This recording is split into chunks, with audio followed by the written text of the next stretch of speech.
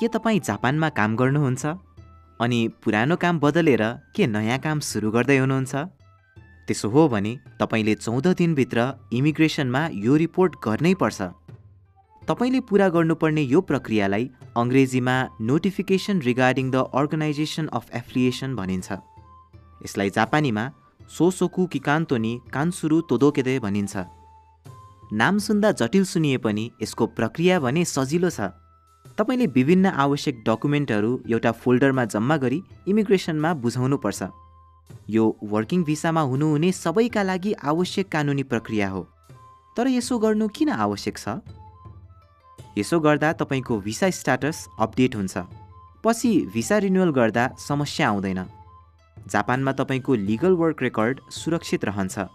PR वा status change गर्दा पनि यो देखाउनुपर्छ। त्यसो भए आफ्नो फाइल इमिग्रेसनमा कसरी पठाउने? फाइल सबमिट गर्ने 3वटा तरिका छ। हुलाक मार्फत पठाएर, यो सबैभन्दा धेरै प्रयोग हुन्छ। अनलाइन मार्फत, यदि माई नम्बर सिस्टम तपाईँको कम्पनीमा छ भने यसो गर्न सक्नुहुन्छ। तेस्रो, सिधै इमिग्रेसन काउन्टरमा गएर। कागजात चाहिँ के चाहिन्छ? पहिलो, रिपोर्ट फर्म। दोस्रो, पुरानो कम्पनीको सम्झौता समाप्त भएको प्रमाण।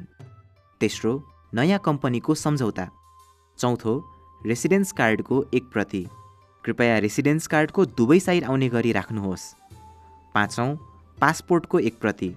अनि छैटौँ, आफ्नो कामको सामान्य विवरण। याद गर्नुपर्ने केही कुराहरू टिपेर राख्नुहोस्।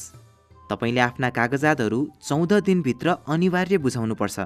सबै कागजात एउटै फोल्डरमा पठाउनुपर्छ। रेसिडेन्स कार्डको दुवै साइड कपी गर्नुपर्छ। पुरानो र नयाँ सम्झौता स्पष्ट हुनुपर्छ। फोल्डरको बाहिर प्रक्रियाको नाम लेखिएको हुनुपर्छ। समग्रमा यो प्रक्रिया सरल छ, तर कानुनी रूपमा अत्यन्तै महत्त्वपूर्ण। समयमै बुझाएमा तपाईँको भिसा सुरक्षित रहन्छ। रिन्युअल सजिलै हुन्छ। भविष्यमा पिआर आवेदनको लागि मजबुत आधार पाउनुहुन्छ। यस्तै जानकारीमूलक भिडियोहरूको लागि हाम्रो च्यानललाई सब्स्क्राइब गर्न नबिर्सनुहोस्। तपाईँहरूको साथले हामीलाई यस्ता भिडियोहरू बनाइरहन उत्प्रेरित गर्नेछ। धन्यवाद।